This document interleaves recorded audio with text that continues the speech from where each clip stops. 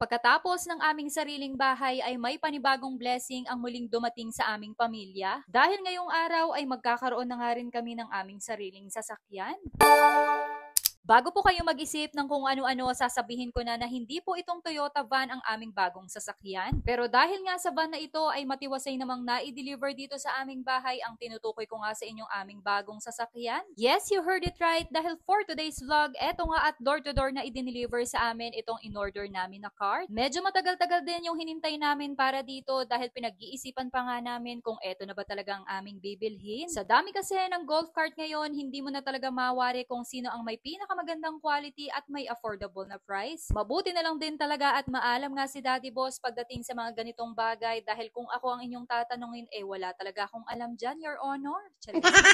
Dito nga sa napagbilhan naming golf cart ay mabuti na lang din talaga at mabilis nga kausap at napakabiit nga ng owner nito. Lahat kasi ng demand ni Daddy Boss ay napagbigyan, kabilang na nga rin itong pagde-deliver na gamit pa nga itong van. Dapat kasi kapag i-deliver itong cart ay mula nga sa kanilang shop papunta nga dito sa aming bahay para ma-test drive na rin. Pero dahil mas gusto nga ni Boss na kami nga yung unang magpatakbo nito, kaya ayan at na-i-deliver nga nila ng naka-van. Pero syempre, meron pa rin po yung delivery fee. Thank you nga rin po pala dito kay Sir Glenn and Sir Dexter dahil sila nga ang nag-deliver at nag-assemble nito dito sa aming bahay. At pagkatapos nga ng ilang minuto, finally ay natapos na nga rin sila, kaya eto at ipapakilala ko na nga sa inyo itong aming Somero Gold Star version 2 electric bike fully paid.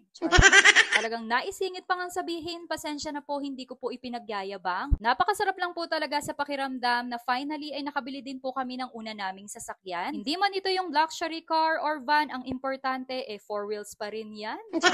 Panibagong first time experience para sa aming pamilya, kaya sobra-sobra po yung aming kaligayahan na meron na kaming bagong sasakyan. Napakalaking bagay kasi nito, unang-una makakatipid kami sa pamasahe. Pangalawa ay magiging service na nga rin ito ng mga bata kapag dating ng pasukan. Kaya itong blessing na ibinigay sa amin ni Lord taos puso po ang aming pasasalamat at sa kanya po talaga ang papuri. At para naman po sa mga magtatanong kung saan nga namin ito nabili, dito lang po yan sa May Somero e-bike Malolos, Bulacan branch. Kaya kung interested po kayo ay pwede po kayong mag-PM sa kanila. At dahil kailangan na nga rin naming i-test drive ito, kaya eto at hindi na nga rin namin pinatagal, kaya nag-ikot-ikot na nga rin kami dito sa loob ng subdivision. Sa aming dalawa ni Daddy Boss, siya talaga ang maalam sa pagdadrive, kaya siya na nga muna ang humawak sa manibela. Pero syempre, dahil tayo nga ang magiging driver ng ating mga anak kapag pasukan, kaya kailangan matuto tayo sa pagdadrive. Tinuturuan nga ako dito ni Daddy Boss na mga bagay na dapat kong malaman at gawin dahil eto nga talaga ang first time kong magdadrive nito dahil bike lang talaga yung kaya kong dalhin. At syempre, hindi naman basta-basta ang pagdadrive nito, kaya kailangan alam natin ang safety first. Malaking tulong para sa akin na dito kami nagpa-practice mag-drive dahil hindi gaanong maraming tao at ayan, kami lang talaga yung nasa daan. Madali ko ngang natutunan yung pagpapatakbo nito, feeling ko nga napaka-basic lang. Pero hindi yun ganun kadali dahil napakarami ko pa talagang dapat alamin. Anyway, matagal pa naman ang pasukan kaya marami pa akong oras na i-practice ito. At eto nga, dahil makulit nga itong bata na ito, gusto nga daw niyang subukan, kaya ayan, pinasubok na nga rin ng Daddy Boss sa kanya. Aba, dinaig pa nga ako ng bata na ito,